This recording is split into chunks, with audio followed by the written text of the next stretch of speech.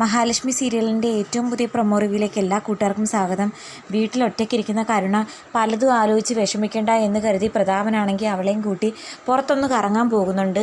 ആ സമയത്ത് മനസ്സറിയാൻ വേണ്ടിയിട്ട് കരുണയോട് ചോദിക്കുന്നു, ഉണ്ണിയായിട്ടുള്ള ബന്ധം നമുക്ക് ഒഴിഞ്ഞാലോ, നിനക്ക് അത്രയ്ക്ക് ഇഷ്ടമല്ലെന്നുണ്ടെങ്കിൽ നമുക്ക് മറ്റൊരു വിവാഹത്തെക്കുറിച്ച് ആലോചിക്കാം എന്നൊക്കെ പറയുമ്പോൾ കരുണ പറയുന്നുണ്ട്, ഉണ്ണിയായിട്ടുള്ള ബന്ധം ഒഴിയുന്നതിന് എനിക്ക് പ്രശ്നമൊന്നുമില്ല, അയാളോടൊപ്പം താമസിച്ചിട്ടും പ്രത്യേകിച്ച് കാര്യമൊന്നുമില്ല, ഇന്നോ നാളെയോ ജോലി പോകൂ എന്ന അവസ്ഥയിലാണ് കഴിഞ്ഞു പോകുന്നത്. മാത്രമല്ല ആ കണ്ണൻ എന്തോരം സ്വത്തുക്കൾ എഴുതി കൊടുത്തിട്ടുണ്ടെന്നുള്ള കാര്യം അറിയാൻ വയ്യ. നമ്മളെയൊക്കെ ജയിക്കാൻ വേണ്ടിയിട്ട് പറയുന്നത് സ്വത്തിൻ്റെ 3/4 ഭാഗവും മഹാലക്ഷ്മിക്ക് എഴുതി കൊടുത്തെന്നാണ്. അങ്ങനെ വെച്ച് നോക്കുവാണെങ്കിൽ ഞാനിപ്പോൾ ശരിക്കും വട്ടപൂജ, അവളുടെ ജീവിതം തകർക്കുക എന്നതാണ് എൻ്റെ ജീവിതത്തെക്കായും അച്ഛൻ പ്രാധാന്യം കൽപ്പിക്കേണ്ടേ എന്നൊക്കെ പറഞ്ഞു വരുന്ന സമയത്ത് പ്രതാപൻ്റെ കാറ് ഹമ്പി കയറി ബ്രേക്ക് പിടിച്ചിട്ട് നിർത്തുന്ന സമയത്ത് കണ്ണൻ്റെ ബൈക്കാണെങ്കിൽ പിന്നാലെ വന്ന് പ്രതാപൻ്റെ വണ്ടിയിൽ ആഞ്ഞിടിക്കുന്നു. തൻ്റെ വണ്ടിയിൽ ഇടിച്ചത് ആരാണെന്ന് അറിയാൻ വേണ്ടിയിട്ട് പ്രതാപൻ കാറിൽ നിന്ന് ഇറങ്ങുന്ന സമയത്ത് മഹാലക്ഷ്മിക്കാണെങ്കിൽ ഇത് പ്രതാപൻ്റെ വണ്ടിയാണെന്ന് മനസ്സിലാക്കി പ്രതാപൻ ഇറങ്ങുന്നതിന് മുമ്പിട്ട് കണ്ണനെയും കൂട്ടി തിരികെ പോകുന്നു. ബൈക്കുകാരനോട് ഇതിനെപ്പറ്റി ചോദിക്കാൻ പറ്റാത്തതിൻ്റെ വിഷമത്തിൽ നിൽക്കുന്ന പ്രതാപനോട് കരുണ പറയുന്നുണ്ട്, പോട്ടച്ച, നമ്മൾ പെട്ടെന്ന് ബ്രേക്ക് പിടിച്ച് നിർത്തിയപ്പോൾ പ്രതീക്ഷിക്കാതെ വന്ന് ഇടിച്ചതായിരിക്കും, അതെല്ലാം വിട്ടുകളയാം മോളെ. പക്ഷേ നമ്മുടെ വണ്ടിയിലൊന്ന് തട്ടിയിട്ട് ഇവിടെ നിന്നൊരു സോറി പോലും പറയാതെ തിരിച്ചു പോയ അവൻ്റെ മനസ്സ് എന്തായാലും അവനിട്ട് 2 കൊടുക്കാതെ എനിക്കൊരു സമാധാനം വരുന്നില്ല.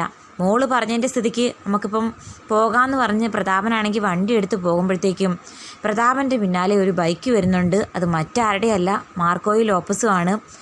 മലയ്ക്ക് പോയ കണ്ണനെയും മാർക്കോയെയും സാഗറിനെയും കൊല്ലാൻ വേണ്ടിയിട്ട് പ്രതാപനും മേഘനും കൂടിയാണ് ഗുണ്ടകളെ പറഞ്ഞയച്ചെന്നുള്ള കാര്യം ഗുണ്ടകളുടെ വായിൽ നിന്നും തന്നെ അവർക്ക് മനസ്സിലായിരുന്നു.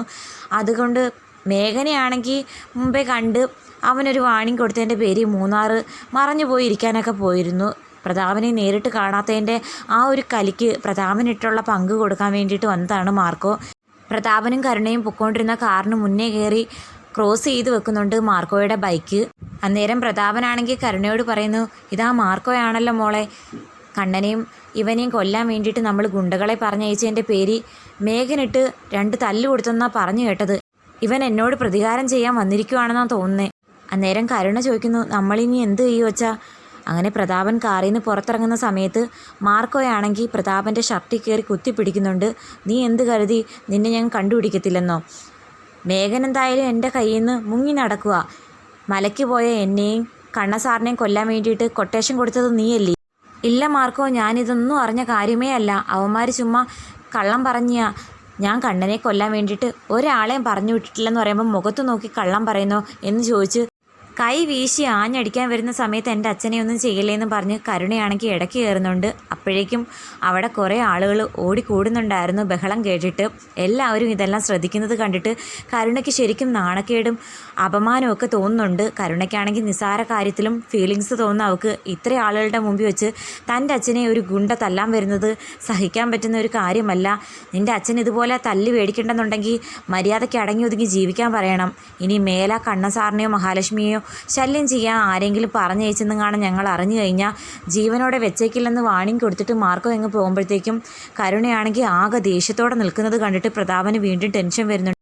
മോളേന്ന് പ്രതാപൻ വിളിക്കുമ്പോൾ കരുണയാണെങ്കിൽ ദേഷ്യത്തോടെ പറയുന്നു, അച്ഛൻ ഒന്നും പറയണ്ട, എല്ലാവരുടെയും മുമ്പിൽ വെച്ച് അവൻ നമ്മളെ നാണം കെടുത്തി, ഇതിലും ഭേദം ആത്മഹത്യ ചെയ്യുന്നതും കാണാം എന്നും പറഞ്ഞ് അവൾ ദേഷ്യത്തോടെ കാറിലേക്ക് കയറുന്ന സമയത്ത് പ്രതാപനാണെങ്കിൽ ആകെ കലിയോട് മാർക്കോ പോയ സ്ഥലത്തേക്ക് നോക്കി നിൽക്കുന്നുണ്ട്.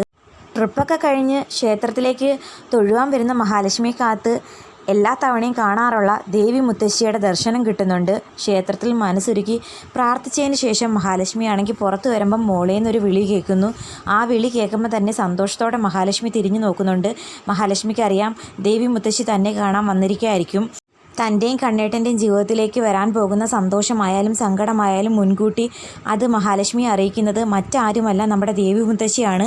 അതുപോലെ തന്നെ ഇത്തവണയും മുത്തശ്ശി എന്തെങ്കിലും പറയുമെന്ന് മഹാലക്ഷ്മിക്കറിയാം.